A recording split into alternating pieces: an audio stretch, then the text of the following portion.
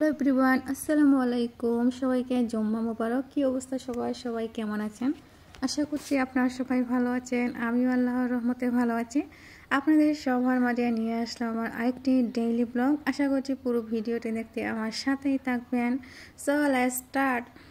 সকালবেলা ঘুম থেকে ওঠার পর আমি ফার্স্টে গিয়ে হাত মুখ ধুয়ে তারপর চা নাস্তা করার পর বাড়ির আঙিনায় একটু হাঁটাচলা করে নিই।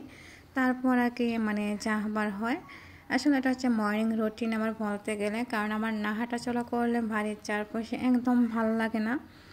আর এইদিকে দেখেন আমাদের মোরগগুলো, আর আমাদের মোরগগুলো কিন্তু আমাদের বাড়ির চারপাশে থাকে। আর এই মোরগগুলো দেখতেই তো আমার অনেক বেশি ভালো লাগে, আর অনেক বেশি ঠান্ডা লাগতেছিল আজকে।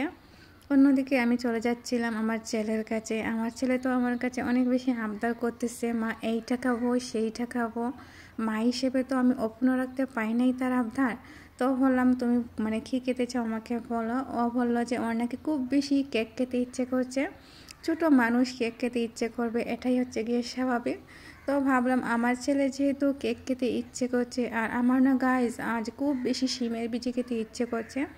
আর শীতকালে তো মূলত এই শিমের বিচিটা অ্যাভেলেবেল থাকে। আর এই বছরের শুরুতে শিমের বিচি খাওয়া হলো না, আজকেই ফার্স্ট টাইম খাবো। আর আমার অনেক বেশি খেতে ইচ্ছে করছিল, তাই আমার আম্মুকে পাঠিয়ে দিয়েছিলাম বাজারে। আর আমার আম্মু তো গিয়ে নিয়ে আসলেন আমার ছেলের জন্য কেক আর আমার জন্য শিমের বিচি, আর সাথে কিন্তু অনেক কিছু নিয়ে আসলেন। তো আমার আম্মু নিয়ে আসার পর আমি ওইগুলো ভিজিয়ে রেখে দিব, পানি দিয়ে ভিজিয়ে রেখে দিব 1 ঘন্টার মতো। কারণ হচ্ছে গিয়ে পানি দিয়ে ভিজিয়ে রাখলে তাড়াতাড়ি আমরা ওইগুলো পরিষ্কার করে নিতে পারবো। আর 1 কেজির মতো শিমের বিচি আনলেন, আমি খুব বেশি খুশি হয়ে গিয়েছিলাম। আর এইদিকে দেখেন এই মাছগুলোও কিনে নিয়ে আসলেন, কারণ টাটকা টাটকা মাছের সাথে যদি শিমের বিচি রান্না করা হয় তখন তো জাস্ট আকর্ষণীয় হয় কালারটা। আর এইদিকে ধনিয়া পাতাগুলো পরিষ্কার করে আমি ফ্রিজে রেখে দিব। আমার ছেলে অনেক বেশি জ্বালাতন করতেছিল আমাদেরকে, আমাদের কাজের মধ্যে অনেক বেশি ব্যাঘাত করতেছিল। তো অনেকে শিমের বিচিগুলো পরিষ্কার করতে পারবে, আসলে ও অনেক বেশি জ্বালাতন করে গাইজ। তো ও শিমের বিচি পরিষ্কার করতেছিল আর আমরা পরিষ্কার করতেছিলাম। আর সবাই মিলে আজ হাতে হাতে কাজ করব, যেহেতু অনেকগুলো শিমের বিচি ছিল। একা একা তো এগুলো পরিষ্কার করা সম্ভব না, তাই আমরা সবাই মিলে কাজে লেগে পড়লাম। আর আজ রান্না করব এই শিমের বিচিগুলো মাটির চুলা স্পেশালি। আর মাটির চুলা রান্না করলে তো আপনারা সবাই জানেন যে অনেক বেশি মজাদার হয়। আর আমার হাতে শিমের বিচি না জাস্ট অসাধারণ হয়। আপনারা যদি পুরো ভিডিওটি দেখেন তো উপরে বুঝতে পারবেন যে আমার রান্না করার পর রান্নার কালারটা কীরকম হয়েছিল, অনেক বেশি ইয়াম্মি হয়েছিল। আর মাটির চুলা স্পেশালি রান্না করলে তো অনেক বেশি দারুণ হয়। সাথে কিন্তু আমি দেখেন এখানে পেঁয়াজ কুচি, পেঁয়াজ বেরেস্তা ইউজ করলাম। আর সাথে ইউজ করলাম হচ্ছে গিয়ে পেঁয়াজের পাতা, যেটাকে বলা হয় আমাদের নিজের লাগানো গাছের পাতা। আর গাছের পাতা কিন্তু অনেকটা টেস্টি থাকে আলাদা। তারপর আমার আম্মু মাছগুলো পরিষ্কার করে নিয়ে আসলেন। এখন আমি শিমের বিচিগুলো দিয়ে দিব। অনেক বেশি করে আমি শিমের মশলাগুলো কষাচ্ছিলাম। যত বেশি কষানো হবে তত কিন্তু খেতেও ভালো লাগবে।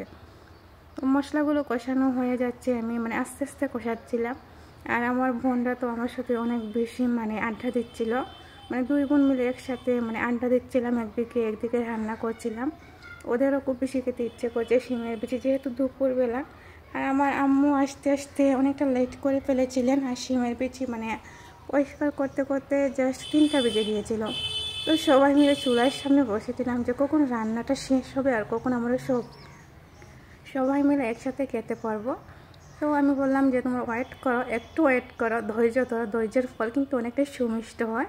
তো আমি আস্তে আস্তে রান্না করছিলাম আর ওদেরকে একটু বলছিলাম যে রান্না হওয়ার পর তো সবাই মিলে একসাথে খেয়ে নেব। তো আমি এখন দিয়ে দিচ্ছি মাছগুলো, আর মাছগুলো দেওয়ার পর একটু নাড়াচাড়া করে নেব। আপনারা সবাই ট্রাই করবেন যে শিমের বিচিগুলো গলে না যায়, কারণ গলে গেলে হচ্ছে গিয়ে খেতে ভালো লাগবে না, আর দেখতেও কিন্তু অনেকটা অসুন্দর লাগে। তো শিমের বিচিগুলো যদি আস্তে আস্তে থাকে দেখতে অনেকটা ভালো লাগে, আর খেতেও কিন্তু অনেক বেশি ভালো লাগে। তো এইদিকে আমি ধনিয়া পাতাটাও দিয়ে দিলাম, কারণ ধনিয়া পাতা না দিলে তো আমার রান্নাটা অসম্পূর্ণ থেকে যাবে। ফাইনালি আমার রান্নাটা হয়ে গেল, আর আমি তো পরিবেশন করলাম। সাথে কিন্তু ছিল সালাদ আর নাগামরিচ দিয়ে আর সালাদ দিয়ে তো পেট ভরে অনেকগুলো ভাত খেলাম। আর তৃপ্তি করে খেলাম আর কি। আর খুব বেশি ভালো লাগছিল খাওয়ার পর, অনেক শান্তি লাগতেছিল। অন্যদিকে সন্ধ্যাবেলা আমি তো এই কেকটা আমার ছেলেকে মানে খাইয়ে দিচ্ছিলাম। অনেকে মানে কেক দেখলেই ওর মনে পড়ে যায় বার্থডের কথা, তো ভাবলাম সস দিয়ে একটু লিখে দিই হ্যাপি বার্থডে, যাতে ও সুখী থাকে। ও হ্যাপিটাই আমার কাছে প্রধান কারণ হচ্ছে কি ও হ্যাপি থাকলে আমার অনেক ভালো লাগে। কারণ বাচ্চা কাচ্চা হ্যাপি থাকলে মায়েদের তো অনেক বেশি ভালো লাগে আর মনটাও ভালো থাকে। ওর খুশিতে আমার খুশি, তো ও যেরকম চেয়েছিল ঠিক সেই রকমভাবে আর কি আমি মানে করলাম। তারপর ও কেকটা কাটলো আর মানে খেয়ে নিচ্ছিল। আজকের মতো এখানেই বিদায় নিচ্ছি। আল্লাহ হাফেজ।